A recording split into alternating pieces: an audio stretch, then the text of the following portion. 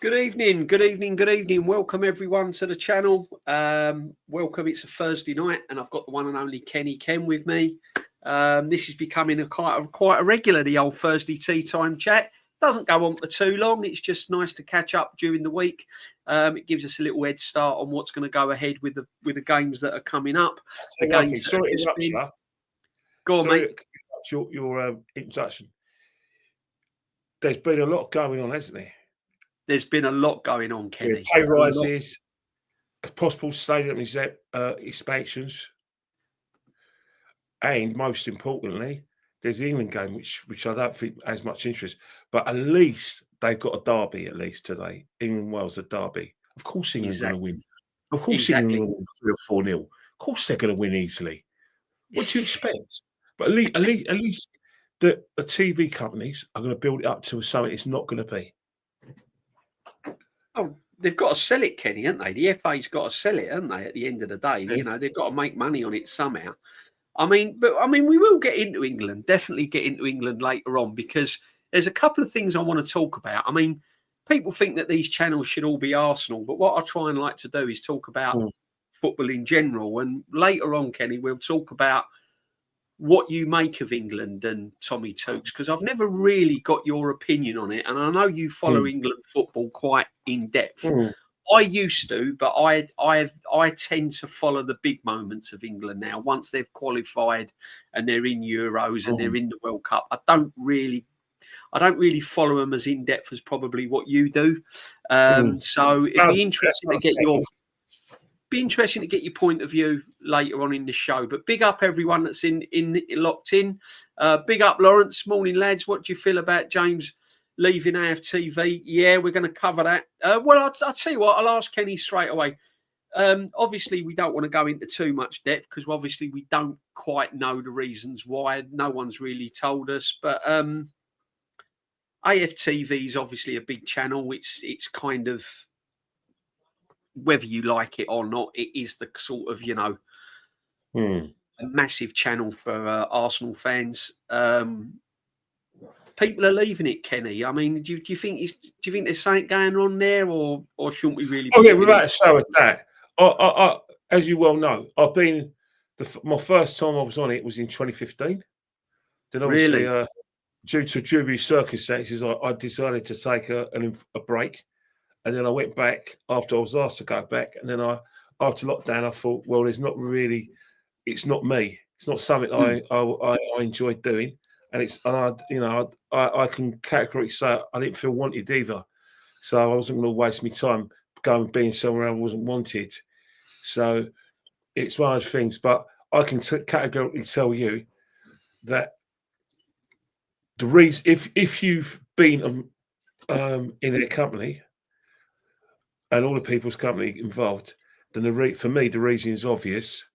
And if I was to, but I won't give it publicly out of respect to the people of TV who do like me, because there's a few who don't like me, and I understand that's them.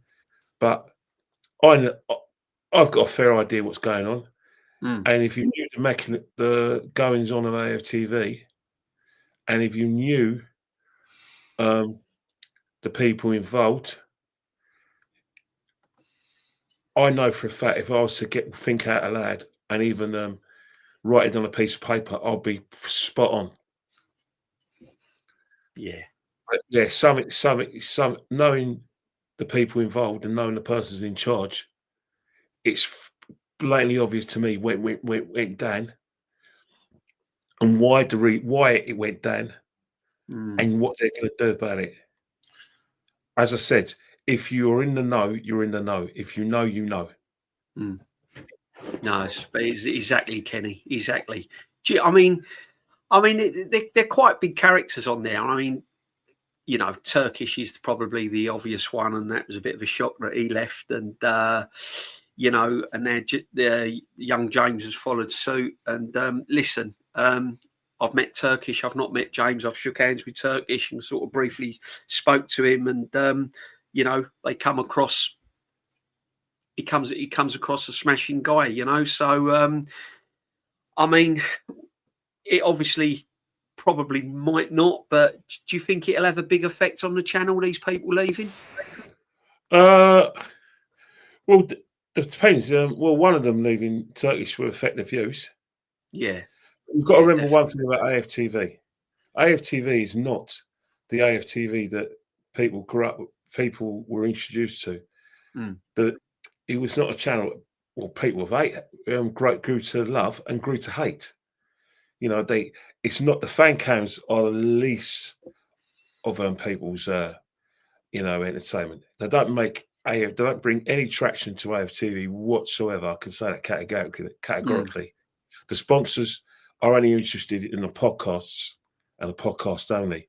If you look at the other sister channel, DR Sports, that is podcast heavy, and it's diversified to other podcasters who have their own channels, who've brought on their own fan base with them. So you can imagine that sponsors will just as much want to be involved in DR Sports as they would be AFTV.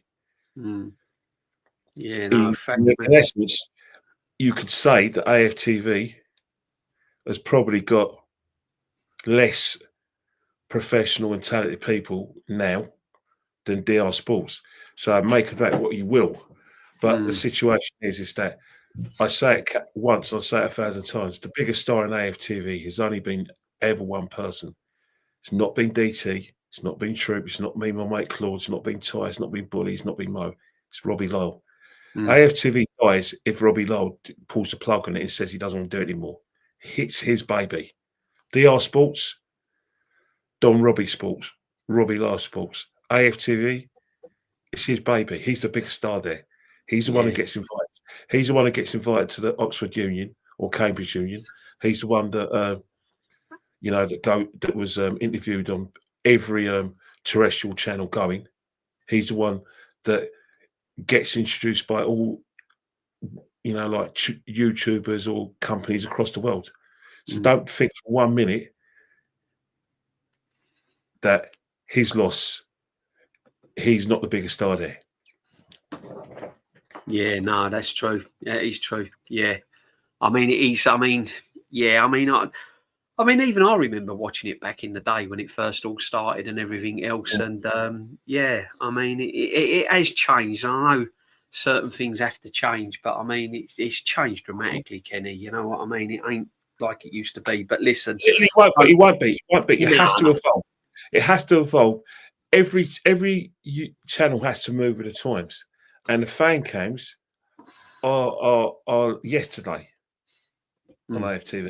They have to move the times, which means certain characters that were big before, if they're no longer on the channel and they try to come back, it won't work because the fan bases of the people who watch those channels, those sessions are a lot older now, and the sponsors they are so heavily sponsored that with sponsors becomes responsibilities and demands. For instance, you can't be seen to be bad for business. Yeah, if you see to be bad for business, it's goodbye. And make of it what you will.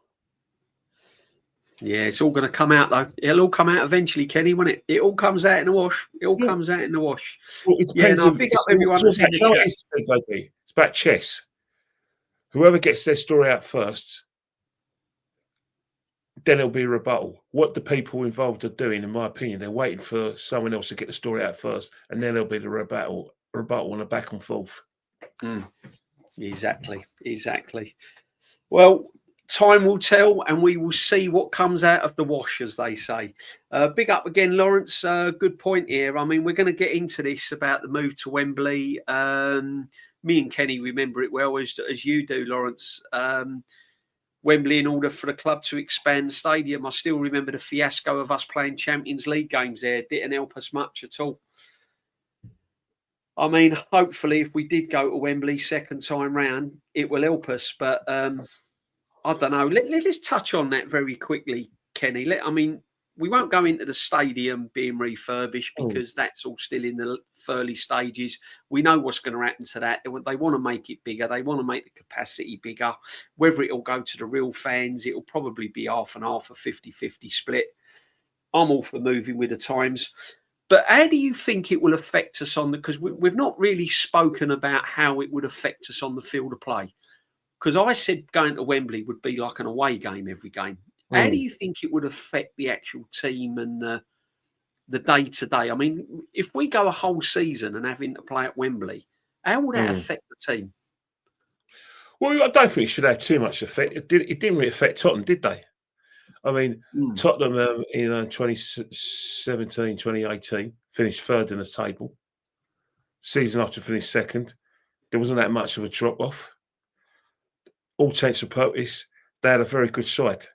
So Wembley was a fortress. Did they lose many games at Wembley? I can't think of that many they lost. The season after that, they finished. I think they finished fourth, or third, and they got a Champions League final. Obviously, the last month of the season, they moved to their new stadium. It only has an effect if you have a bad team. If you have a good team, then it shouldn't have too much an effect. The biggest losers won't be the players, it'll be the fans. They'll be the losers. They'll be the losers. For a start, don't get me wrong. I can tell you categorically now, if you seriously think that we're going to fill 80,000 people in the stadium or 90,000, dream on. It's not going to happen. We're not that kind of club. No London club has got the pull of a Man United. No. Man United are having a 100,000 seater stadium because they know and prove they can fill 75,000 seater stadium, even with Carling Cup games. Yeah, even Europa League games. Because I was in Manchester to watch the boxing, and I stayed in Salford, and I swear to God, if you've forgotten that Man United are a big club, it was a good reminder to see the people there. Everyone from all over the world was in that hotel, the Lowry in Salford, with me and my family. And I just asked similar questions. I was in a lift with a Dutchman, an Austrian, a guy from East to USA. Was it Boston? Then I met people from the Far East, China. Wow! I met people from Ireland. There's one guy actually follows me on Instagram, and he recognised me. His name's Shan O'Sullivan. Shan Sullivan speaks to him quite a lot, and he went, "Oh my God!" He spoke, and I went, "What's your name, Shan?" I went, "Oh my God, yeah, we spoke yesterday." Yeah, and he was there with his dad in a neighbouring hotel. So come on, try and telling me that Man United are the biggest team. Now, don't get me wrong. There's people from the Republic who come to watch us play, but we're not filling a 90,000 stadium. It's not going to be done. Another thing as well, I have issues with safety outside the ground, especially getting home, because I look at Wembley in itself. You look at the Emirates, right? The game's finished.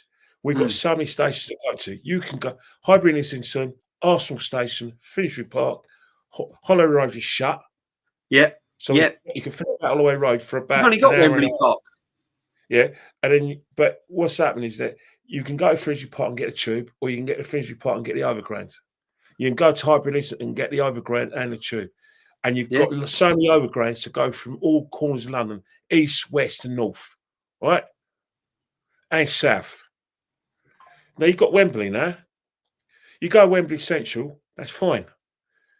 But that's a bit of a schlep. Not many people. The majority of fans are going to go to one exit and one exit only. And then you've got the situations where you're going to have 60,000 fans, and you've got the police who basically, rightly so, are going to say, right, we're going to let 100 people at a time. How long is that going to take with 60,000 people?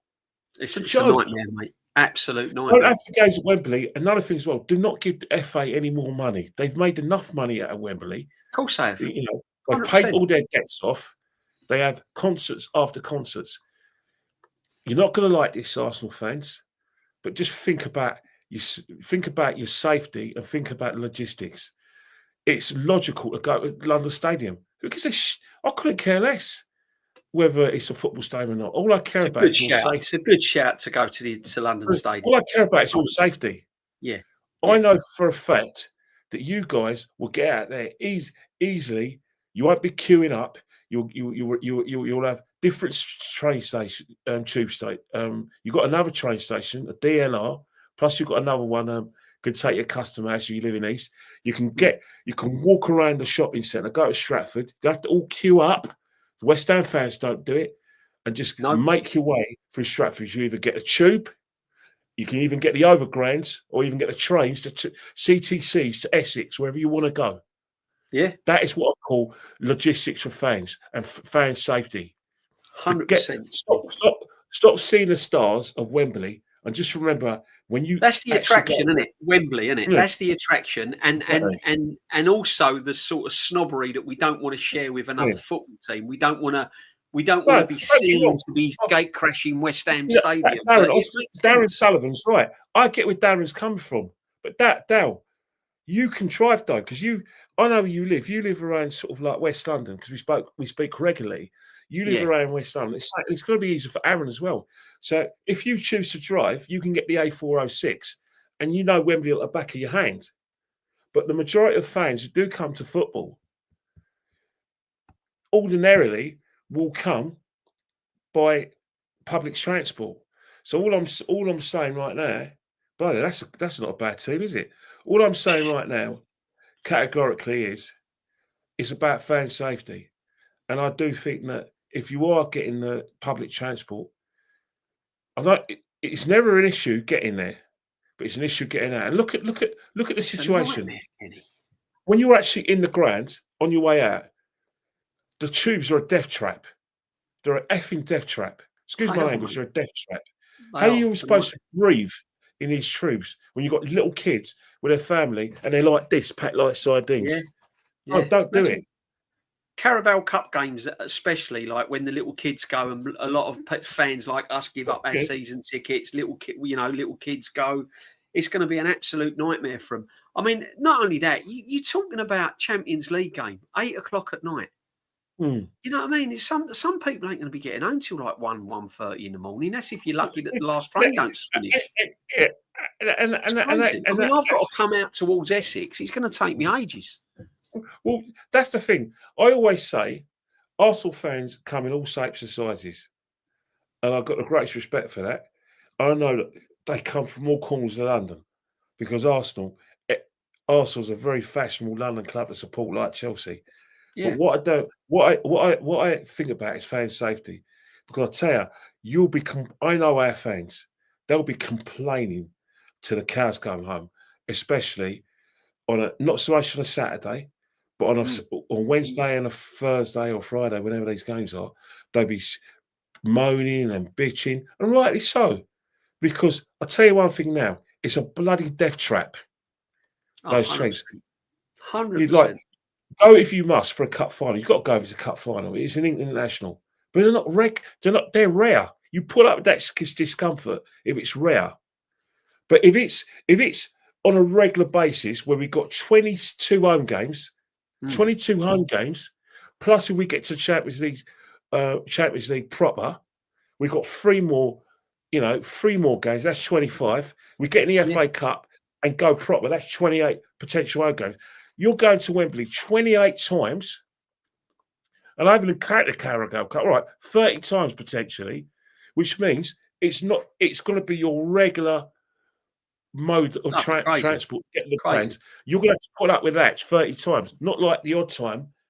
I'd have to pick and choose, Kenny. I'd have to pick and choose, depending who we get in the European Cup. I mean, if we get a low rank, all right. If we get a Bayern Munich or Atleti or a Real Madrid, yeah, of course I go, but. No disrespect, if you get something like AZ Alkmaar or something like that on a Wednesday night at Wembley, I might have to put my ticket on the exchange. You know what I mean? I wouldn't blame it. No Arsenal fan about it. That I think what's happened is that when this situation does get arises, because Arsenal have to expand, there are going to be situations where you are going to have an option of, suspending your team, going on a sabbatical like we did with COVID, and then what will happen is that they'll keep it for you, and then in essence, that enables more fans to go to these games. But you can still do the same thing if we share with West Ham an under stadium. There's still going to be fans going, "Oh, I don't like the under stadium. It's not a football ground. I'm not going." Still the same option. We're still going to get more fans in. But I just think I'm more about fan safety. I went in the 80s. I don't know. I've seen crushed. We've all been crushed. The only thing is we didn't die. If you go to Wembley and you go Wembley, I swear to God, you're going to see a fate. You're going to see injuries on the way out of the ground and injuries on that tube station because it's on a regular occurrence. And I don't think London Transport will be able to hold that on a regular basis. I'm sorry, but I think it's wrong. What we should do, we need to speak to Tottenham fans and ask their opinion and ask their experiences, what it was like for them. Get some feedback on it. Do your groundwork. Exactly. Do your groundwork. Speak to Tottenham fans. And any Tottenham fan who tells me that it was okay, there was no discomfort, is a liar. Absolutely. 100%, mate. 100%. I mean, it says here, win some trophies first before we start expanding the ground. Yeah, there's that to it. I would like to win some trophies first. We have to. Yeah, but the thing is, sorry I cut you on this one, but it's really important. No, go on, man. Spurs are making more money than we are without even kicking a ball. They make money from concerts. They make money from boxing, through Matchroom. Eddie Hearn, a Tottenham fan, and they make money with their partnership with the NFL. And most importantly, Harringay Council gives them a later license than Islington does. Yeah. Yeah. Not only that, Enix just give them £100 million. Enix, they've just had like another £100 million injection, haven't they? So, I mean, one thing with Levy and whoever else was involved, because it weren't just Levy on his own, they got that stadium spot on, didn't they? Yeah, when they built it. I mean, it's a fabulous stadium, without a doubt. I mean, they won't need to move but our stadium needs refurbishing anyway, Kenny. It ain't been touched in 20 years. Not at all. We've mused that the further we've gone in terms of talking about the areas involved in terms of expansion, we've been shadowboxing with the idea of getting another 2,000 in order to match the capacities of Spurs and West Ham. And I know friends of mine, good friend of mine, Roger, he got letters or emails from the club, telling him that it's in the pipeline and that they will have to move seats. Now, I don't know if that's going to affect you, but in terms of like the ground expansion, I've got to say it for what it is. The people you want at football these days are people who are going to, one, pay more money to you, and two, bring in business. Big business, the sponsors, pay the wages. Big businesses also introduce other sponsors to the club in order the club makes more money. Match day is the best and most lucrative day for a football club to bring in new sponsors. You know what I mean? Because at the end of the day, players want more wages. We've got to find ways to give them more money.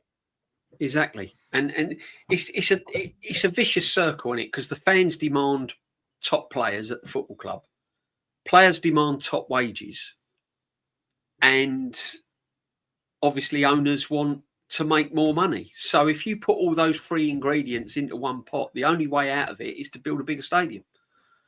Yeah, it's the only way. You can't. You can't stand still. I know it's an upheaval. You don't need to build another stadium. The only time, for instance, you think about it, right? The state, Old Trafford, you don't really need to knock it down. You could expand it and expand around the area because the grounds that we grew up with, they're in residential areas. Goodison Park, residential area. Anfield, not so much residential up to a point, but not as residential as Goodison Park. Remember the baseball ground, residential area. Filbert Street, residential area.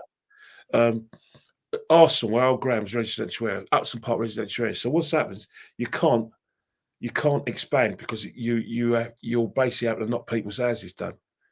But with the new stadiums we've got now, because Spurs' one's in a residential-ish area, but you can expand because they bought the new properties. The Emirates, you don't need to move because it's in an area, in an industrial area, where you don't encroach in the land. And the same with same in Newcastle's ground. I don't know what the situation is there. But most Everton's new ground in Bramley Park does not encroach on the land, so they can it's pretty wide easily expand when they want. I think what Arsenal can do is just put another tier on.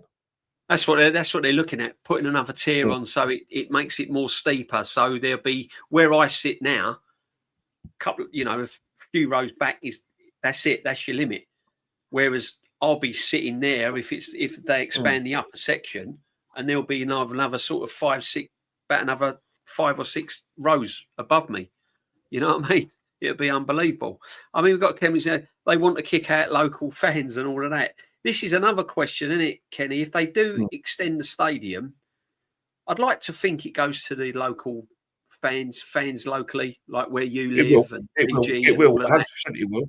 But another thing as well, the local fans have got a better chance of getting one of the tickets if they're on the waiting list themselves. So let's sort of forget. There's waiting lists for season tickets. Some of the people on the waiting list are genuine, some aren't. You know that. True. Some fans who I call just wafflers, bluffers. They'll tell you to their blue in the face. They'll see. Thing is, you've got an hobby, right? You love your football. You go home and away, and they haven't got something like that. So they think they ain't got something to talk about. So they want to go to an Arsenal game. But they don't understand the sacrifices you've got to make and the money you've got to pay and the time it's going to take. So when you do get them a ticket, because they've told you, "I'll get any time you want a ticket, just let me know." You get them a bloody ticket. The first thing they want to know is how much it costs. They think it's free. So that's a cross. And then the next one is, I'm not sure, mate. I'm not sure because exactly. That's that, but there are genuine fans, aren't there? I think Darren's got a point.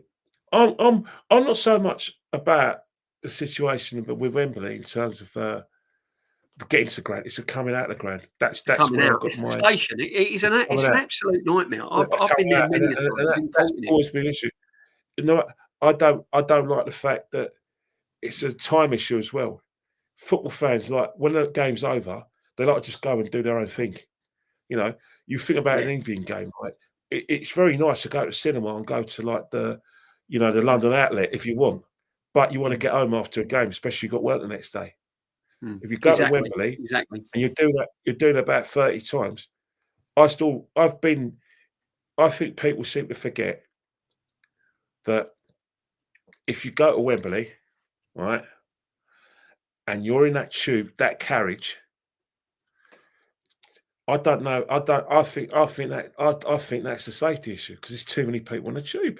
That station's never been out of cope with Wembley, and that's if the trains are running properly. That's without all your rail strikes and your bad inclement weather and all of that, because it'd be an absolute nightmare. Let's get this super chat. Big up, Lawrence. Thank you, my friend. I remember, we've touched on this the other day, actually. I remember when both Arsenal and Spurs wanted to share a stadium. That was to be built at Ali Pali in the 70s. Fans were in uproar about that. I do remember that. And it was really close of happening. But I think they had too many issues with fans, and the logistics weren't brilliant. But that would have been ideal for both clubs. Ali Pali is perfect for Arsenal and Tottenham, to be honest. I mean, looking back, if that had gone ahead at the time, it would have been uproar with the fans, but it would have been perfect location, Ali Pali, 100%. But big up everyone in the chat. Thanks, Lawrence, for your super chat. Kenny, season so far, my friend. Just want to touch on it. What we made of it. I'm going to give you my opinion on it. I think the term "job done" probably suits this season. I don't think it's been electrifying. I've not been overly exciting. I'm happy where we are, and I'm happy with the situation we're in right now. Top of the league. I'd have bit your hand off at the start of the season. 6 points in the Champions League. But what do you think we need to improve on? Are you been overexcited so far, or have you just, like me, just plodded along and okay, it's job done? I think what's happening because it's Big a up, sprint, Jeff, my friend. because it's a marathon. You can't sprint. You tend to run out of steam. Like Liverpool sprinted last season. The good thing about that, though, with Liverpool is that they were so far ahead of the game that when they actually ran out of steam, the title was already done. If you look at their results afterwards, when they won the title in like April 27th, you could tell they're on their last legs, and you could tell by the results. But they weren't like a Man City who go, well, let's go and get 100 points. Let's go and get 98 points. It was like job done. I don't think they won another game after they won it. No, I think they just got a few draws here and there. Lost they stack, but we were so behind the 8 ball, you know. And I think in terms of to win this league, I think you've got to pace yourself, and I think what we've done is excellent. You know, the results have gone our way. We didn't really envisage Man City losing at home with Tottenham, what we should have done, because Tottenham have just got this game plan that, regardless of who's the manager, they always find a way to beat Man City. The Brighton game was self-inflicted. It was like it was self-harming, and that's the reason why I say it's like that. Is because they nearly sort of succumbed against Brentford. They don't know how to see a game out. They really don't, and because they don't know how to see a game out, that's going to be their Achilles heel. They better learn fast that when you have got your foot on the throat, make sure you just inflict more pain. Yeah, fact. Inflict more pain. They unfortunately, when able to do that, don't do that, and it's going to bite them up the arse big time. Big, like it did against Brighton last season as well. Did the same thing. They went up, they just got themselves bitten up the arse. So, and then you got Liverpool. They weren't really playing well. They were sort of like doing the right thing, in my opinion, trying to bed their new players in and get results at the same time. They got results, and then they came up against two hungry teams, a very hungry Crystal Palace team that obviously has won the FA Cup and Turnham got the better of him in the Community Shield. So it's a case where Crystal Palace just absolutely battered them and Liverpool stayed in the game, but they only lost in injury time. And then Chelsea game, that Chelsea always going to raise their game against Liverpool, especially at the Bridge. Again, it was a case where they dropped points in injury time, but all in essence, 15 points out of 21 ain't bad, is it? So really and truly, you think about it, there's not many, like, there's only a few points in it, isn't it, between the top three? There is, there is, and this is what I'm saying is at the moment it's okay, and we're seeing Liverpool have a little wobble, but we've also got to go to Chelsea. We've also got to play a Palace at Palace. We've got to play them at the Emirates. We've got to play them at the Emirates, but eventually we've got to go to the Etihad. Well, last game of season Palace. Last game of season Palace. It is, and depending on where they are, and we don't know how they're going to tail off by the end of the season. We don't know what they're doing. But what I'm trying to say is we've seen Liverpool go to Chelsea and sort of come unstuck last minute again against Palace. Can you see that happening with this Arsenal team, or do you think we are more kind of resilient? Do you think we're going to let in sort of last minute goals or get done at the last, or do you think there's a different edge to Arsenal this season? Look, our defence is the reason why we're top of the table. Simple. There's a reason why we've got better 100%. Goals. It's our defence. It's not to do with us playing spectacularly. It's just that we're so difficult to break down that we don't concede the sort of goals that Liverpool can concede in, and we haven't conceded the sort of goals that Man City have been conceding. You know what I mean? Come on. Last season we didn't concede more than 2 goals. We conceded 3 goals in pre-season against Villarreal, and that's it. It's very rare teams turn us over. Now, don't get me wrong, Man City haven't conceded that many goals either, neither Liverpool. But the fact is that we've got loads of clean sheets in us, so that's what's got us top. Teams, whether we like it or not, if you don't score the first goal against us, and we come into it, it's dangerous. If you're on top against us, you've got to make sure you knife us in the heart. Because you don't knife us in the heart, you're in deep, deep, deep trouble, because we'll come back, we'll get a chance, and if we score, we'll shut up shop, make ourselves a foot beat, and then on the break we'll take the game away from you. That's how we play. That's why we won't go home any time this season. And yeah, what I won't say is that anyone thinking that we're going to go we're going to win every game up until like Christmas it's not happening. It's not, because simple reason, there's too much on the games. We will drop points because that's football. We might lose the odd game. That's football. But one thing is that if teams are beating us, they've got to play bloody well. Yeah. Oh, they've got to be on top of their game. And we've got to make the Emirates a fortress as well, won't we? We can't drop points at home. We can't drop points at home. Big up, Joseph. Thank you for your super chat, my friend. Big up, DJB and Kenny. What's been your thoughts on Isak and Gyökeres so far being big money signings for Liverpool and Arsenal? Listen, everyone knows my opinion on Gyökeres. He needs to do a little bit more for me. Isak, I think, because he's missed a lot of games for Newcastle and he had all that problems, I think he needs a run of games and you'll see Isak score goals. But very quickly on this, Kenny, we're talking about the season so far. What about the signings that we've made so far? Are you kind of... I'm on the fence a little bit with Zubimendi. I've always said that I've seen some good things when he's had time and when he's playing against teams that are not putting him under pressure. But going forward, especially from Christmas onwards, when the nitty-gritty really starts, what's your thoughts on Zubimendi and the new signings so far? Well, the thing is that the games you need to look out for is the games in Europe. You know, Atletico Madrid at home and Bayern Munich at home. Yeah. I think you should do a Zubimendi watch, because this is the games where he needs to step up for us. You know what I mean? 100%. The reason why I say he needs to step up for us, because these are teams that are going to have a midfielder who is going to try and dictate the play and run the game. And he's got to be able to wrest control for us and able to get our attackers forward, get Declan Rice up the field, get our other players, like he's definitely playing in that 6, Kenny, isn't he? Oh, I can tell you now, without any prejudice, he is the number 6. Declan Rice is not going to be the number 6 in that side. No.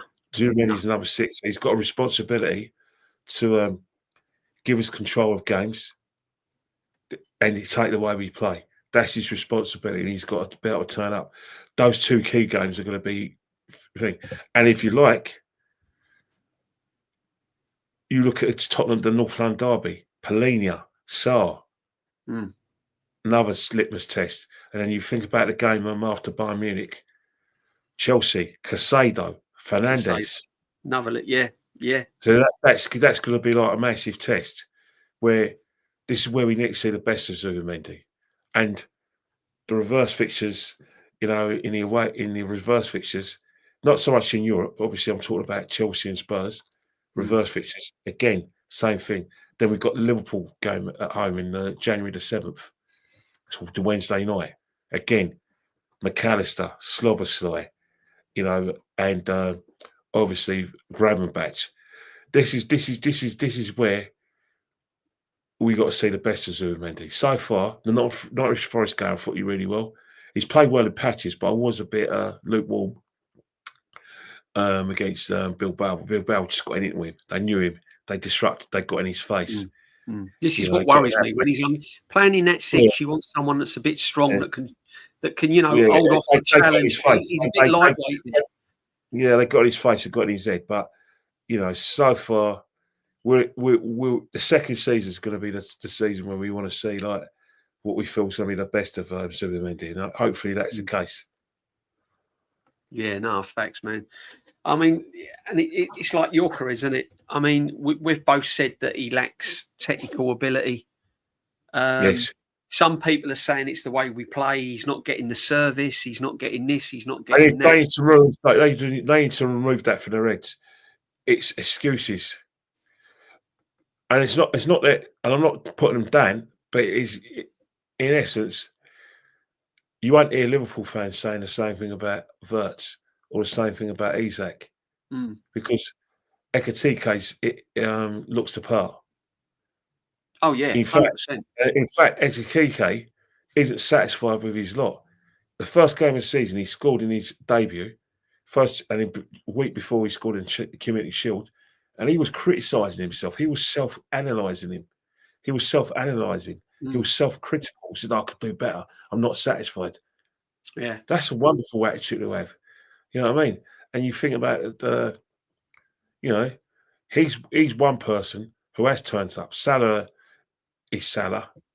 Yeah, and Isak just has to get in tune with the way Liverpool play and fast, or us and Man City will just run away from him. Exactly.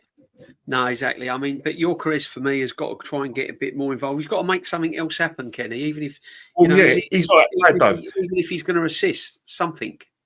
Look, he's not that player. One thing about going to Arsenal, as long as he's at the club, I think he'll leave Arsenal a better footballer because of the way he play and the way he play. Whether he's going to be effective or not, we'll find out. We'll have to wait and see this season.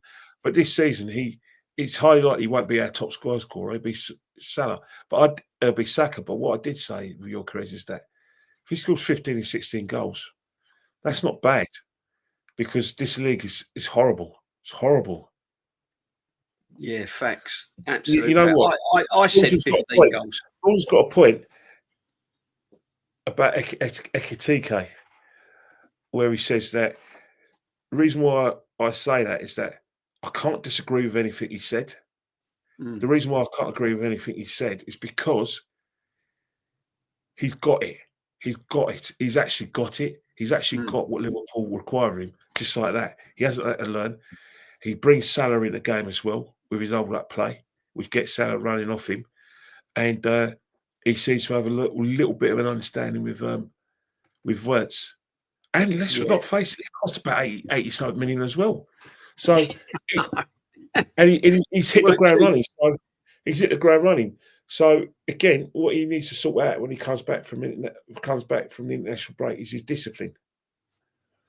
Yeah, no, exactly. But I listen. I'm giving your careers time. I think if he gets a couple of goals, no choice, mate. You've got no choice, DJB. He's only fit striker.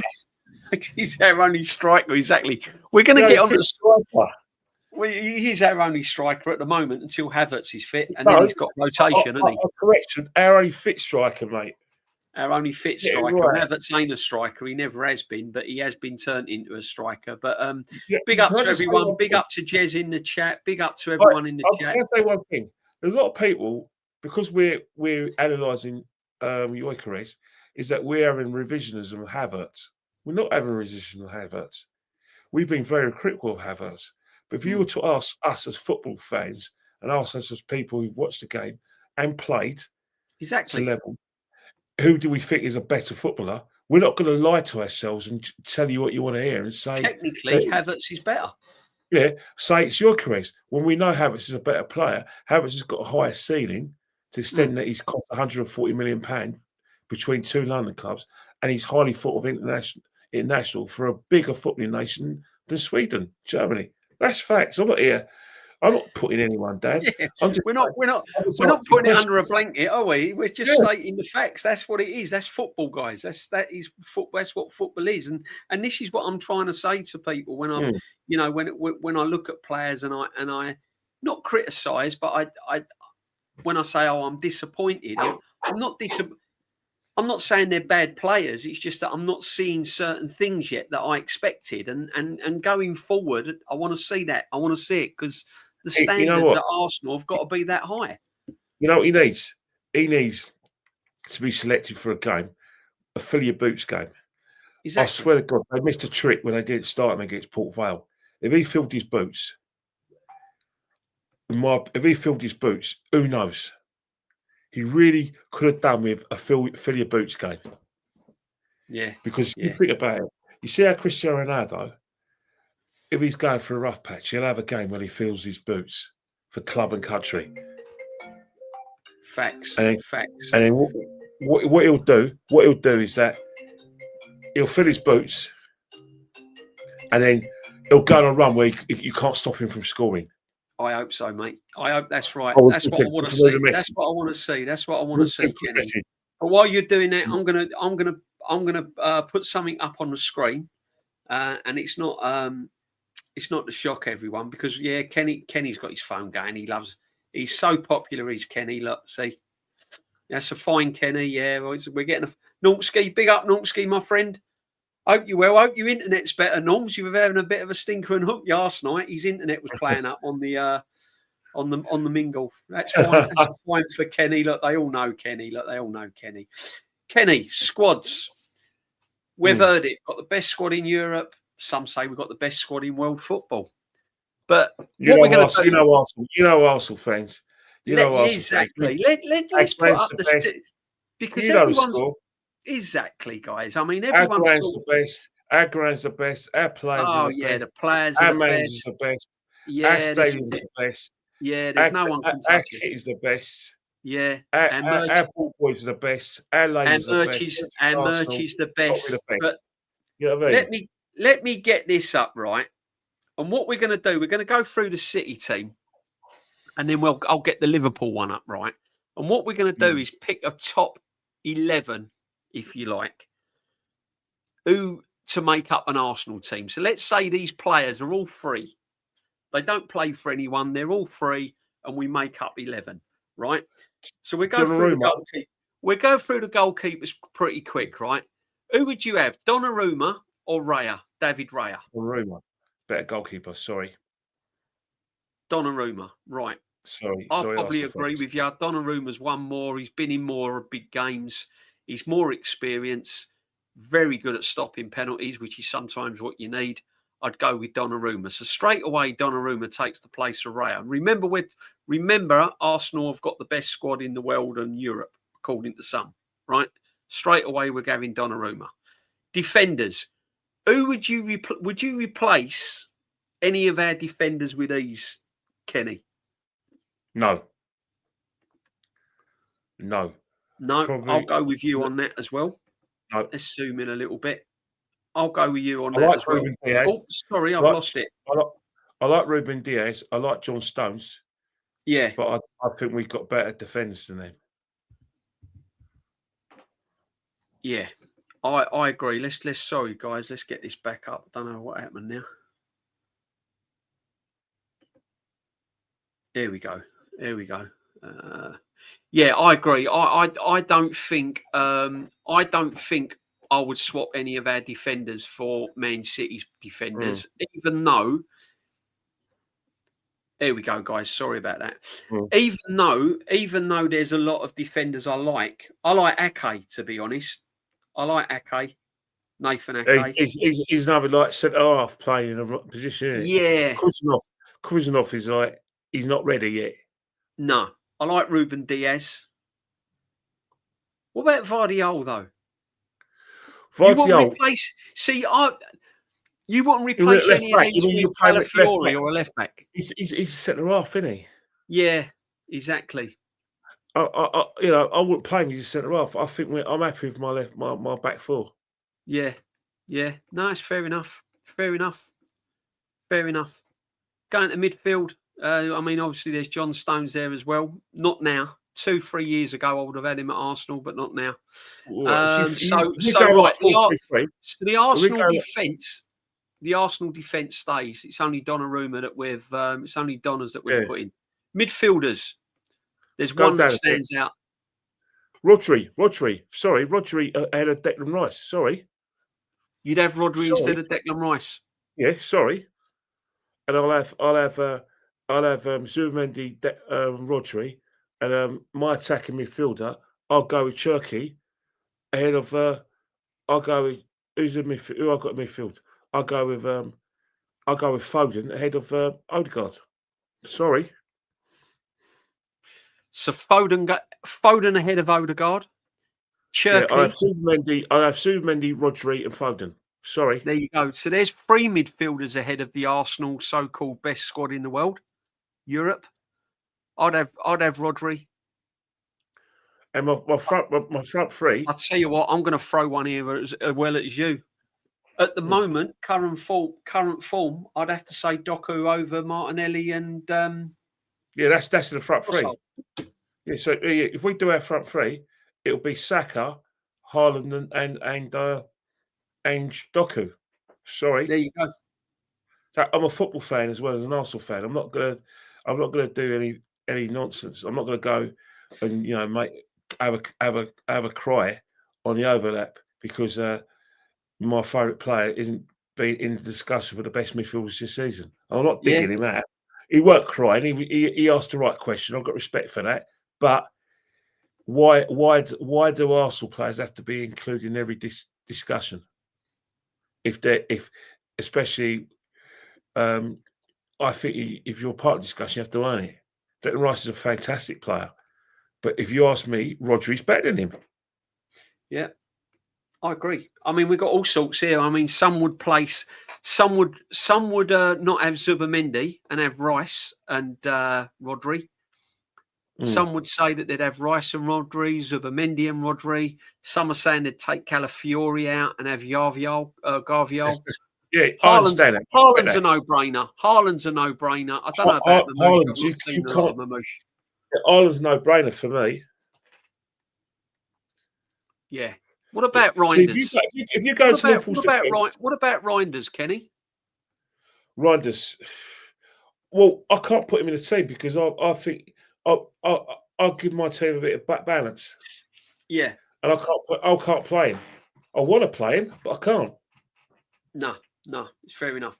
So I mean, out of the Man City team, basically, there'd be quite a lot of players you'd have in your Arsenal start 11. You'd have the goalkeeper. You'd leave the Arsenal defence as it is, but then you'd have Doku, Rodri, so Haaland.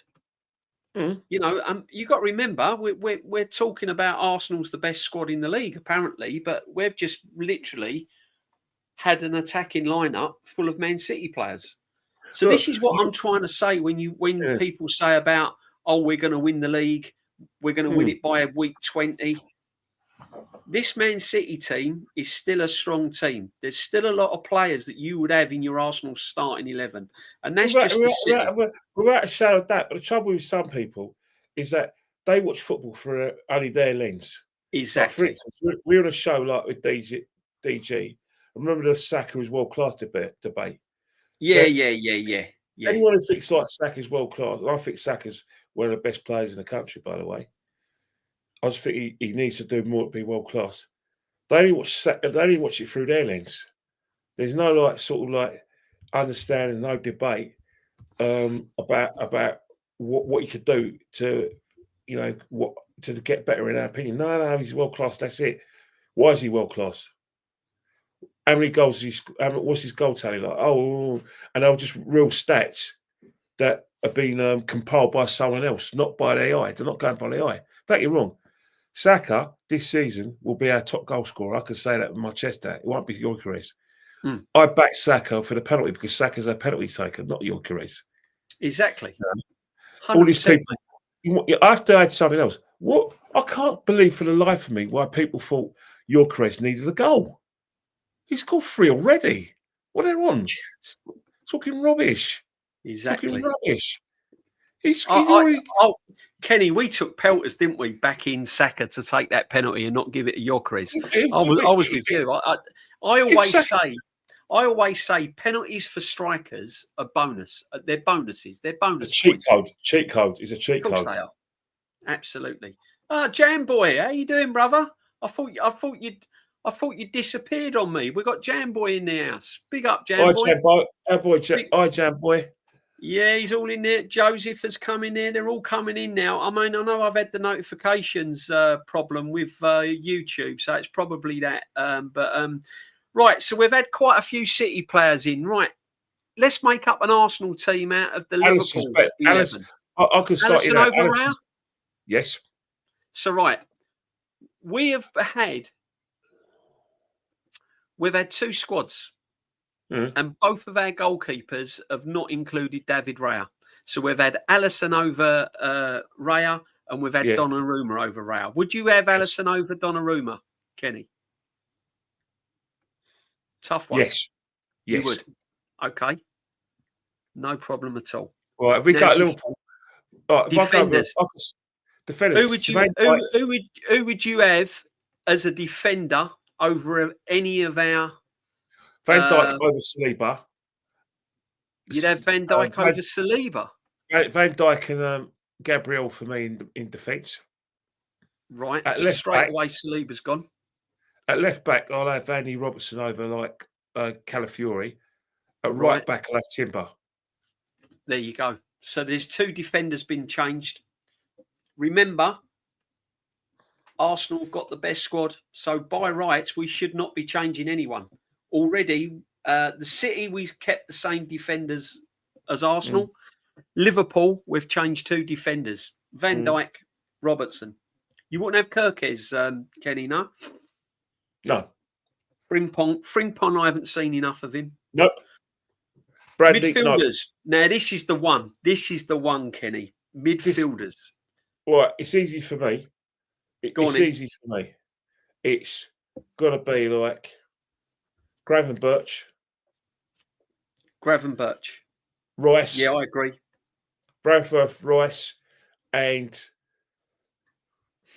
McAllister. Yeah. What about Sloboslai? No, McAllister's a better player. Yeah. Yeah. I would definitely. I've not seen enough of Wirtz. Gravenberch. Yeah. This is what I mean. See, you know, when you go through it like this, see, the problem is, right, everyone's really quick to say, oh, yeah, we've got a strong squad. We've got a strong squad compared to what we should have been doing 3-4 years ago. If we'd have done what we've done now, 2-3 years ago, we might be sitting here and won a Premiership trophy. But the fact we didn't, everyone's getting overexcited about this season. But when you break it down and compare Liverpool's players and City's players and who you would have in your Arsenal starting 11, there's quite a lot from Liverpool and Man City that we'd have. This is what I mean. The top Jamboy, 3. Look, Gravenberch, Rice and McAllister. Same as you, isn't it? You know, like the front 3 is quite easy for me. So we'll have a look at the front. I mean, they've got Isak, Salah, Chiesa, Gakpo, Etatike. We've already got Haaland. Who would you have out of Liverpool? I'll have Salah on the right hand side instead of Saka. Sorry, Arsenal fans. Wow. I'll have up top. I'll have Isak over Gyökeres. Sorry, Arsenal fans. And on the left hand side, I'll have Wirtz over. I'll have Wirtz over Martinelli and Trossard, because on that back, and you notice I can't get Eze in the team because can't get Eze in. No, can't get Eze in. There's better players at Man City and Liverpool. Yeah, this is what I'm saying. Sorry, I can't. I'm not going to come. I can only be fair and true to myself. You could, by putting Saka on the, by putting Saka on the left wing, you're disabling your team where you know his best position is the right hand side. But you can't play anyone but Salah at the right hand side. You just can't. You can't. Regardless of what you talk about his performance, regardless of what you say about his slovenliness. But yeah, sorry, I can't do it. I can't. I'm not playing a player out of position. Bav's going Saka. Bav's going Saka. Swap Gyökeres. Swap Gyökeres for Isak. I don't know about that. Salah, Isak, Isak and Gakpo, Jam Boy's going for? I understand it, but you know what? I understand where people are coming from. I understand the excitement for your careers. And I Salah, don't. Saka and Isak, Kenny. Joseph. I understand that. And it is tempting. It is tempting. But don't you want to play a player where he plays his best football? It is tempting to play Saka on the left. But do you want someone to play their best football?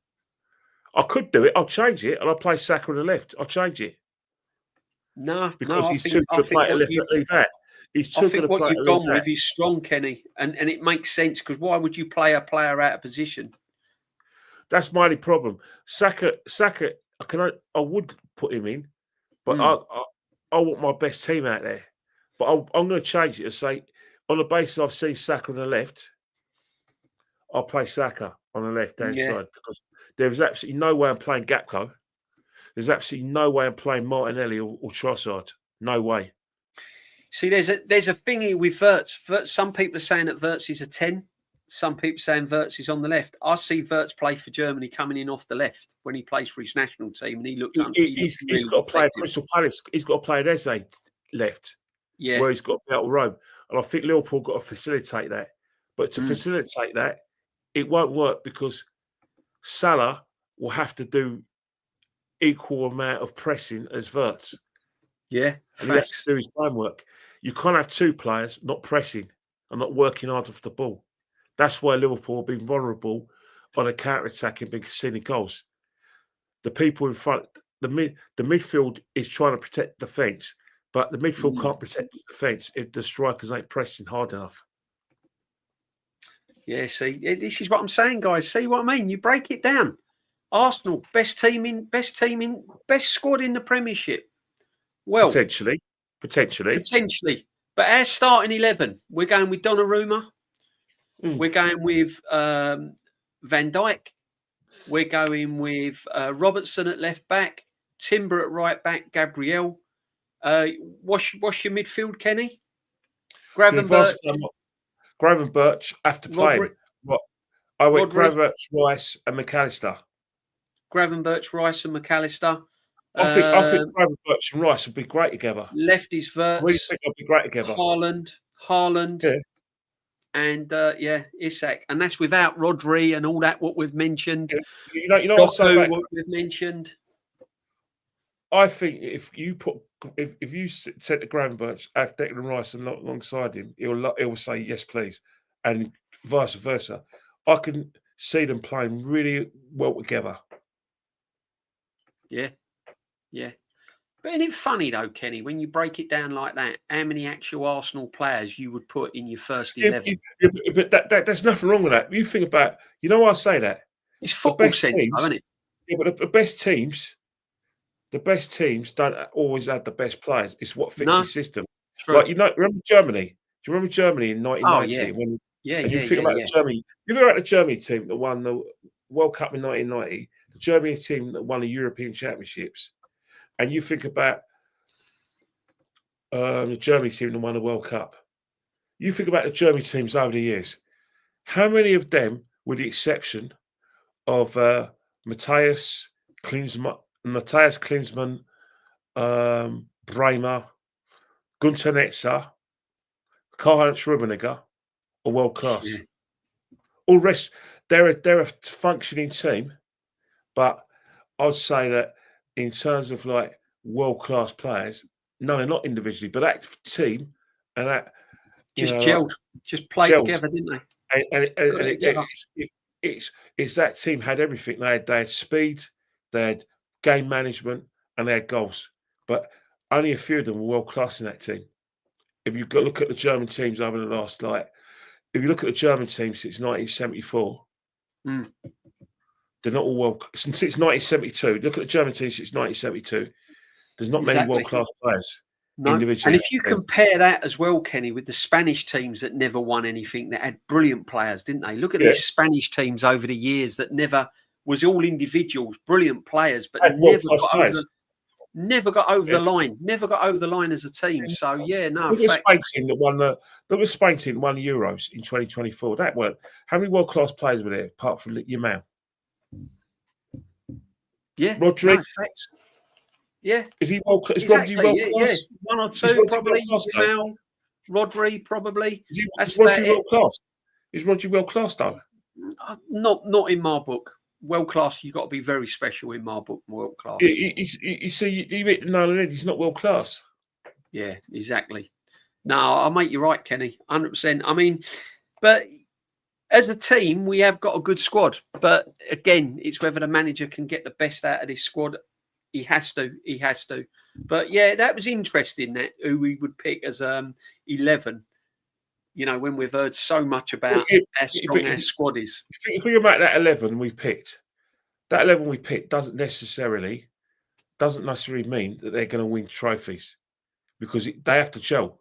We've only picked players that we know are top class players in that position. Mm. Liverpool's team works for them, and our team works for us. It has to gel. I've seen so many times. I think with football fans, we play PlayStation, and we try to take a PlayStation into the real world. Like, you think, oh yeah, we don't consider the fact that the players we selected are too similar. We don't consider egos. No. And it's like, or we don't consider who wants to be the captain. We don't consider any of that. All we do is that we go on PlayStation or Football Manager and expect it to work. Exactly. You know what I mean? Big up Shane in the house. Big up Shane. Welcome, my friend. Thank you very much. Make sure you go and sub to Shane if you haven't done already. You probably have, because his breakfast show is good. No, interesting. Kenny, we can't go without talking about the England. Yes. What do you think on England? Obviously, they got Wales tonight. Friendly. He's picked a strong team, by the way. Let's have a look. Let's have a little look at the starred comments. Jez was in earlier on. Let's go through Jez's. He says, will Arsenal pay the difference in travel costs to Wembley for season ticket holders? Ain't going to happen, Jez, I don't think. Arsenal, my friend. What Arsenal will do is they'll freeze the season ticket prices for the duration of the time at Wembley, and they'll freeze the first year when we get back, because that's what they've done before. You'll see a price increase, but you won't see it immediately, because I think that if we do move to Wembley or near our stadium, there's going to be fans who will be offered and will take up a sabbatical for their season ticket. Facts. So when all the old fans come back, that's when I think the prices are going to kind of change. Oh yeah, they'll jump, definitely jump. Yeah, definitely. But they're not paying the travel. They're not paying the travel. Joseph Connor Golden, we spoke about Yorkerez and Isak. Thank you very much as always. And Kouadio put up the team apparently. Look, Pickford, Konza, Stones, Gahey, Spence. It's strong. Rice, Anderson, Rodgers, what they can do, and Gordon Watkins. What we saying, Kenny, with that team tonight? I think what's happened is that he needs to have a look at all his squads. He's got a decision to make. He can't pick. He knows what he's getting from certain players. So if he needs to have a look at Spence again, because he's playing games for Spurs. Mind you, Doggy's come back and playing really, really, really well. Yeah. So Spence has got to fight for that left back place at Spurs. Konsa, you know, he did well. When he did play for England, he looked all right in the Euros. So he needs to have a look at him. Pickford, it would have been nice if we played someone else other than Pickford, because we know what Pickford could do. Yeah. I always say that. Anderson and Rodgers, he needs to have, and Gordon and Watkins, he needs to have a look at. Watkins should be the next cab of the rank. So he needs to see what he's like in a game where he's playing up top. What gets me with this, Kenny? Sorry to interrupt you. Watkins has been awful. Rodgers been half the player he was. Yeah, and but Gordon's a bit hit and miss, but he's leaving people like Bellingham out and people like that. He needs to know what these guys can do, because you've got to factor in fatigue and injuries, which can curtail a player from playing in a major tournament. Whether we like it or not, there's going to be a major injury, and someone is going to lose their place this summer because of injury. So he needs to know what everyone could do. Yeah. And he needs to make a decision who he rates and who he doesn't rate. He needs to look at the characters and see that who's going who's going to be a pain in the arse if he doesn't play, and who's going to destabilise the squad. So he needs to look at all those factors, and he's only got the Wales game. I think there's another international against Latvia, and in November, isn't it? That's it. November, and that's it. Come December, he's going to be in New York. Oh, sorry, New York. Find out who England are going to get for the big up Rashid group games. You know what I mean? He's going to choose venue. He's going to look at the venues as well. So that's what he's got, time and essence. And then he's going to have to make use of the international break in March, and then just before we're going. Yeah, see, I'm with Lynch on this. And big up Rashid. Make sure you go and sub to Rashid. Welcome, my friend. Thank you very much indeed. Absolute legend as well. I hear what Lynch is saying. I hear what Lynch is saying. But you know what Lynch is saying? Why is he playing Saka? Because he knows what Saka. See, yeah. What I'm trying to say is these players going to the World Cup. Kane's definitely going. Saka's going to go. He knows that. You know why he's played Saka? If Madueke was fit, he would have played. Saka would have been on the bench. Madueke's not fit. So he's have to play Saka. True. Rice is going to go to the USA. So why ain't he playing Adam Walton or someone like that? He don't rate him. He clearly doesn't rate him because he would have picked. I think Adam Walton's a brilliant player. You know what? You know what I think with Adam Walton and Kobe Mainoo, who are good players. Mm. Would I be out of order to say that their lack of pace, especially Kobe Mainoo, may count against them? Possibly. Yeah. Because you think about the injury room in England, especially when you're trying to move the ball about, or when you're playing on a sort of like when you're having to play in a retreat and defend, you need pace. Even in midfield, you need strong runners. Adam Walton's fantastic with the ball. Has he got pace? Yeah, I know. I think I'll watch Crystal. You know what? I'm gonna see Crystal Palace the next few weeks when they come and see what the situation is. I mean, Adam Walton has been looking like one of the best midfielders in the Premiership. I know. Does he rate him? Does he rate him? That's the thing. But the thing is, I'll tell you one thing: Kobe Mainoo, either he's too top heavy or he needs to work on his fitness because he looks off the pace. He looks really lethargic and slow, doesn't he? Looks really lethargic. It's going to be interesting. I need to speak to Jack. I need to speak to Jack, the Crystal Palace fan, Jack Ramsey. Yeah.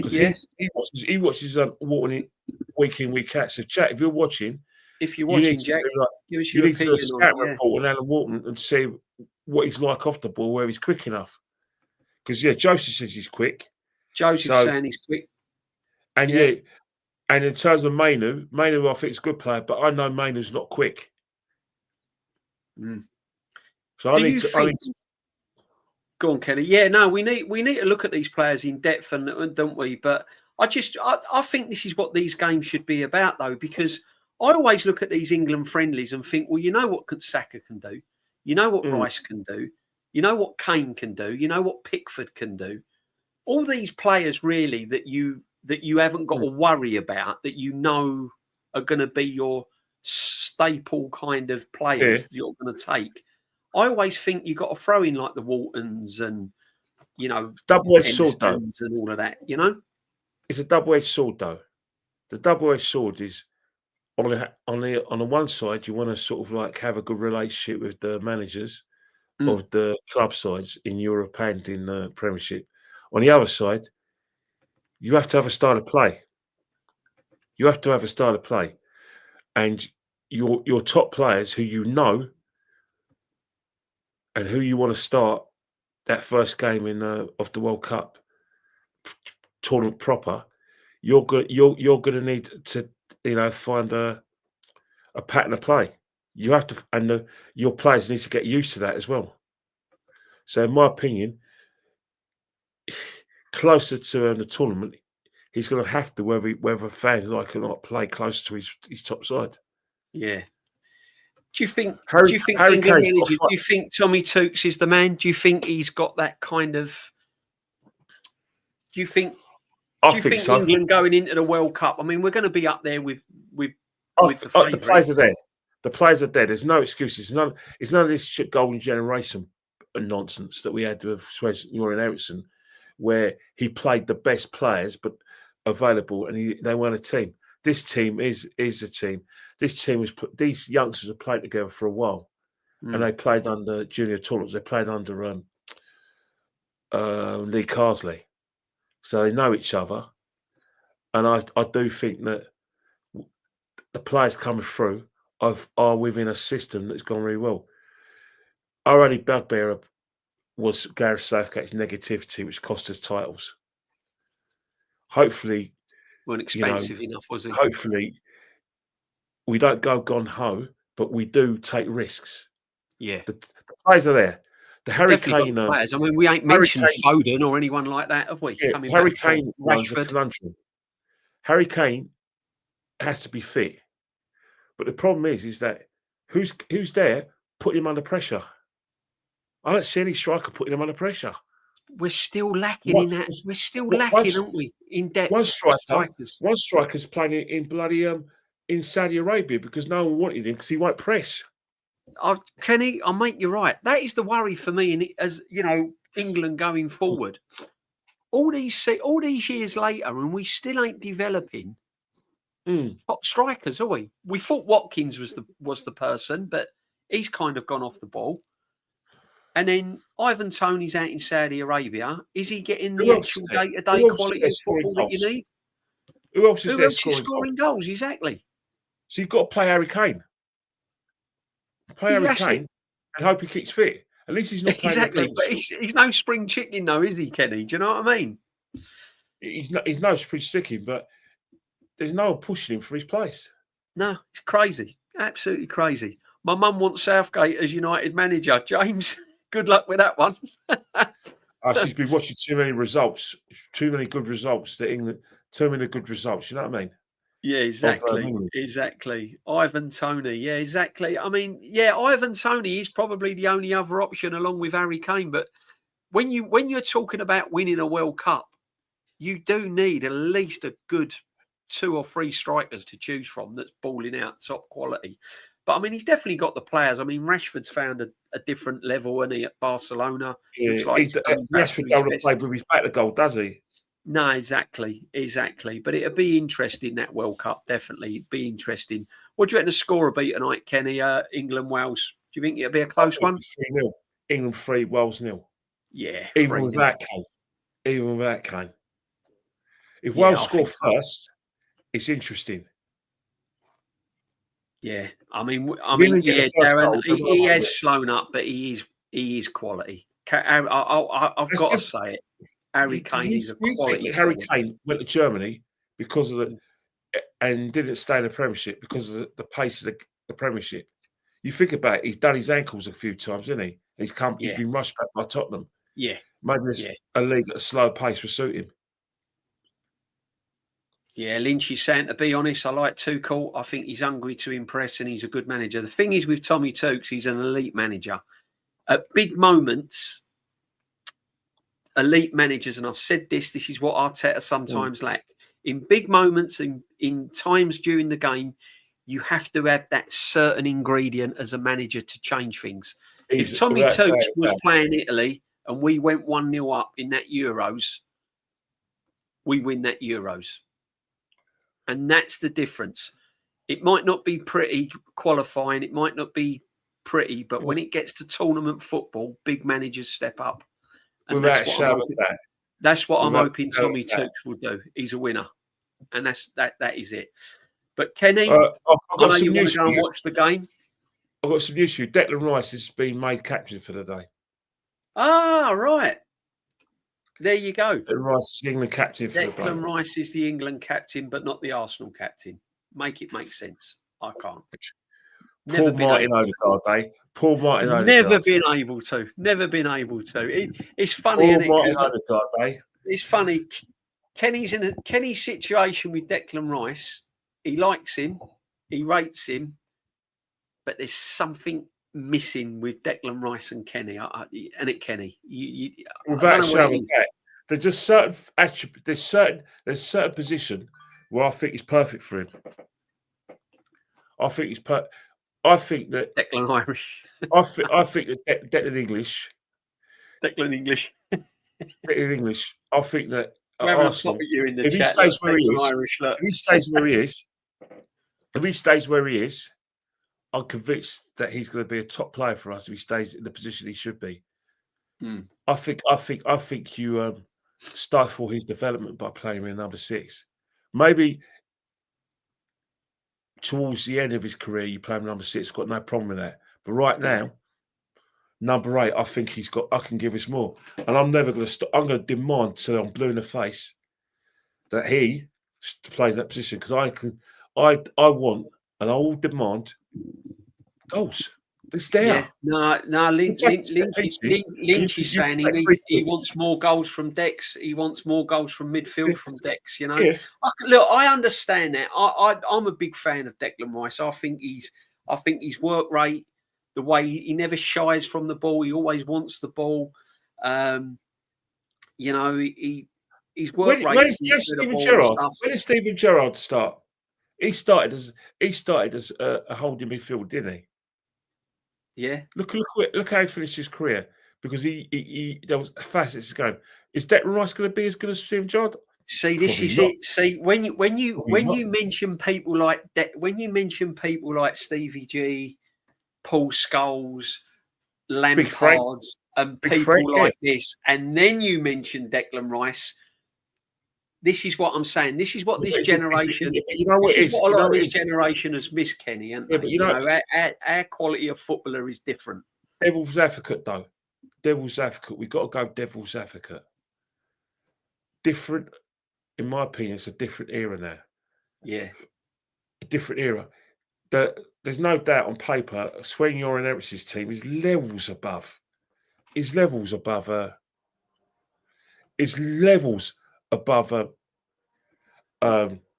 Individually than the players we've got now. But I'll tell you one thing, I'll have these lads over that lot.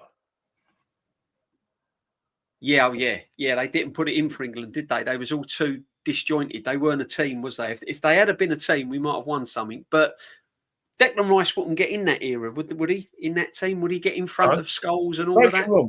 All those players who played on a Swen will 100% get into the England team. But it won't be a team. At least this team's a team. Yeah. What's your favourite England manager? Bobby Robson.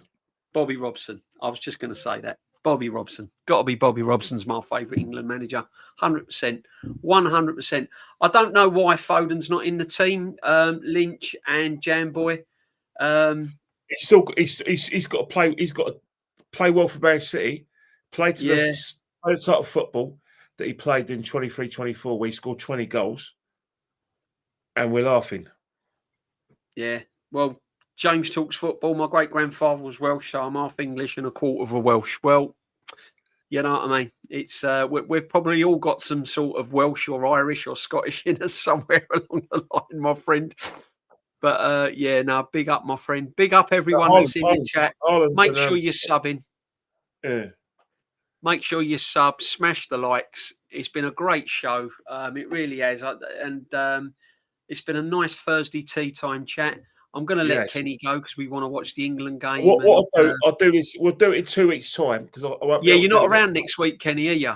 Yeah, but 2 weeks' time I'll be around anyway. You know what I mean? Yeah, so not next week. The week after, Kenny will be back on the tea time chat. I'll be back next Thursday. I might have a little surprise next Thursday. I might, if he's around, I might bring in a Spurs fan, and we'll talk about Arsenal and Spurs and everybody talks football. What he thinks about how he got to support Spurs and what he thinks of the manager so far.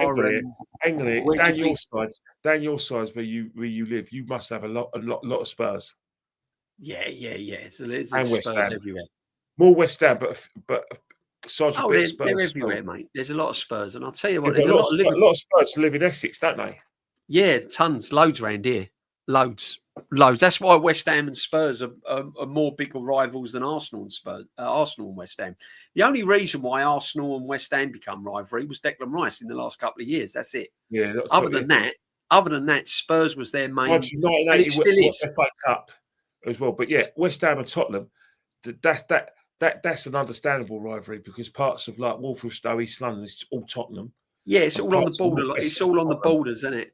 Yeah, There's a lot of Spurs around here. A lot of 'cause it's Spurs. North East London, isn't it? Yeah, yeah. So we'll see. But big up the Well, chat. Make sure that you smash it. Can you do us a favour, chat, before you go? Just smash a like on it because it does help the channel. Smash a like on the channel, and if you haven't subbed, make sure you subbed. Thank you for all your comments. Thank you for dropping by. I really appreciate it as always. Kenny, where can they find you, Kenny? at Kenny Ken 1972 on Instagram. And like you, I'm going to go and watch the game. And then all of a sudden, who knows, closer to November, we might talk about another sport that England are playing.